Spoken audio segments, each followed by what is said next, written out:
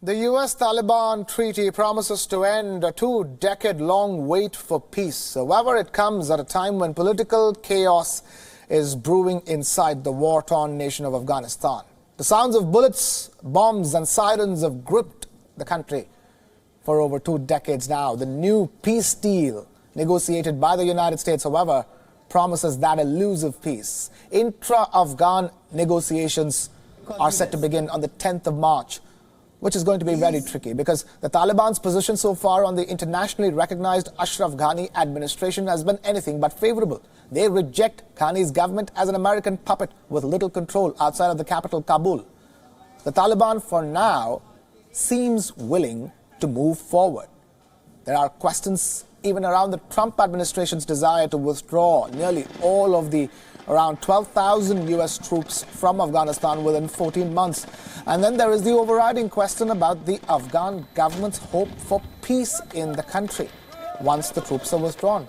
But the burning question at the moment remains, what does the Taliban truly want out of this process?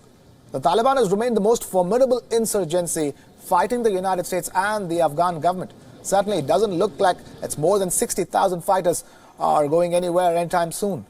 The Taliban is actually winning the war against the Afghan military, and the Taliban doesn't make too many concessions because it currently has the upper hand in the war. The real progress would happen only if Taliban ultimately agrees to actually sit down for talks with the Afghan government, which Abdul Ghani Baradar, the Taliban point person for negotiations in Qatar, has promised to uphold. Given the Taliban's position on the Ashraf Ghani government, these very specifics could take months, even years, to iron out. On the campaign trail, Donald Trump had declared that he would end America's long wars and bring back American soldiers. And with this peace deal, the president seems to be moving in that very direction. Speaking after the deal was signed, Trump said that both sides were tired of the long and drawn-out war. He paid tributes to all the men, women and children who lost their lives over the last 20 years in Afghanistan and said that he would personally meet Taliban leaders in the near future. And I'll be meeting personally with Taliban leaders in the not too distant future.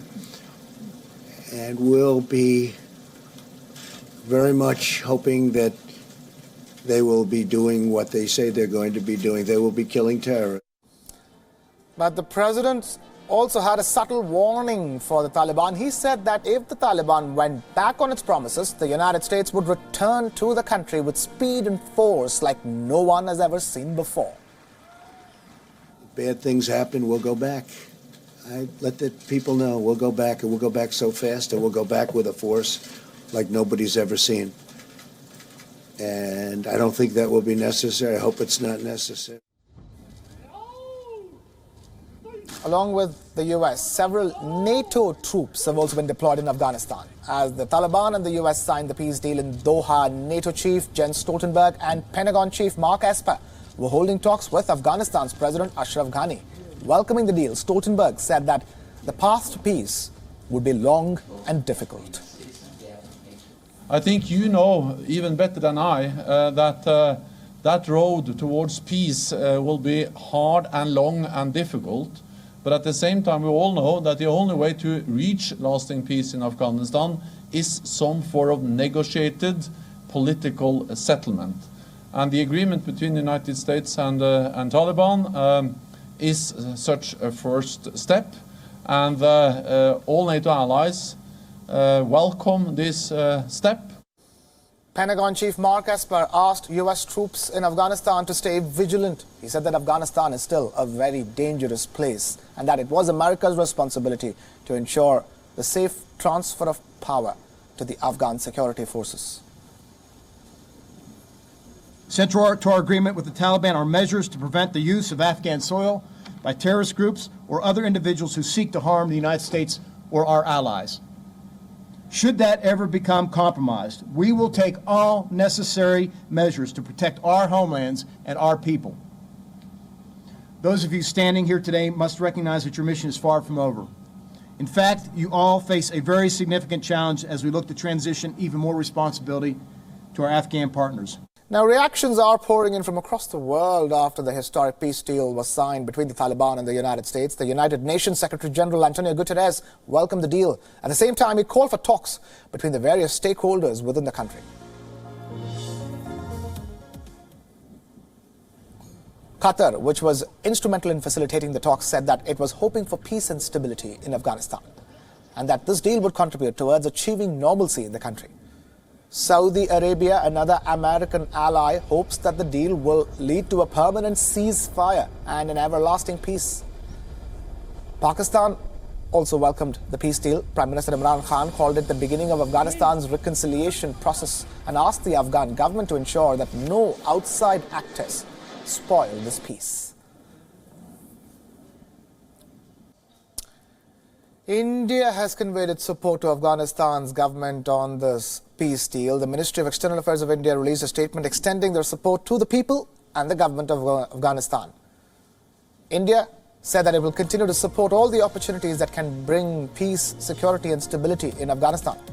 In Qatar, where the deal signing took place, India's Ambassador P. Kumaran was one of the 30 envoys who witnessed what the US is touting as a historic deal.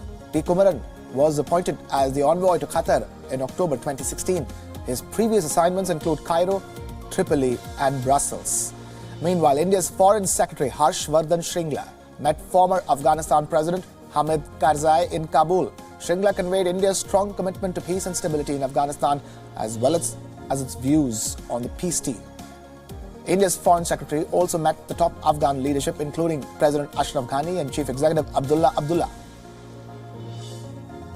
Harsh Shringla dashed off to Kabul a day ahead of the signing of the much talked about peace deal between the US and the Taliban in Doha. And in Doha, it was the first time for India to officially attend an event involving the Taliban. India has been a key stakeholder in Afghanistan after spending around $2 billion in the reconstruction of the war-ravaged country.